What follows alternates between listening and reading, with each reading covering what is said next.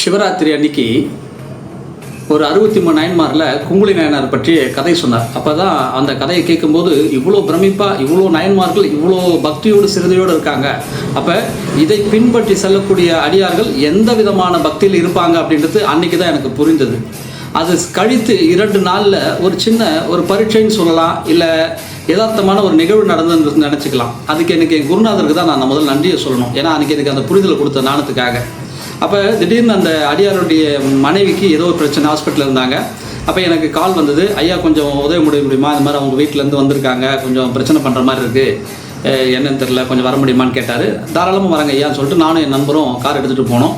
போகிற வழியில் எனக்கு ஒரு சிந்தனை, அவர் எப்பொழுதுமே முழு நேரம் சிவ சிந்தனையில் இருக்கிறவர், சிவனே சிவனே சிவனே கதின்னு என்று நினைக்கிறவங்க ஏன் சிவனை நினைக்காமல் எனக்கு ஃபோன் பண்ணாங்க அப்படின்ற ஒரு கேள்வி எனக்கு ஐயமுள்ள ஏற்பட்டது. இந்த ஐயத்தின் விளைவுபாடு என்னென்னா, அப்போ சிவத்தை அவங்க நம்பலையா, மனிதன் தான் காப்பாற்றுவான்ற ஒரு நம்பிக்கையில் இருக்காங்களா, இல்லைனா எனக்கு ஏன் ஃபோன் பண்ணணும் அப்படின்ற ஒரு மிகப்பெரிய ஐயத்துக்குள்ளே நான் போயிட்டேன். அப்போ என் குருநாதருக்குள்ளே இந்த கேள்வியை நான் கேட்டபோது எனக்கு புரிந்த பதில் தான் இன்றைக்கி உங்களுக்கு இந்த வீடியோவை நான் பதிவு பண்ணுறேன்.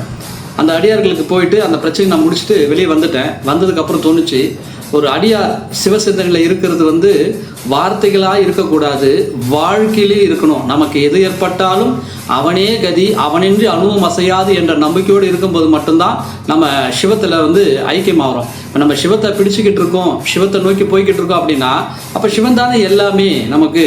அப்போ நம்ம அந்த மாதிரி தானே பார்த்துருக்கணும். அந்த நேரத்தில் இப்போ நமக்கு ப்ராக்டிக்கலாக பார்க்கணும் அப்படின்னு சொல்லும்போது பக்தி இல்லாமல் போயிடுது. பக்தின்னும் போது நீங்கள் ப்ராக்டிக்கலாக எப்படி இருக்க முடியாது.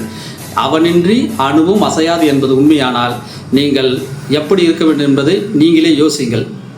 மகிழ்ச்சி, சந்தோஷம்.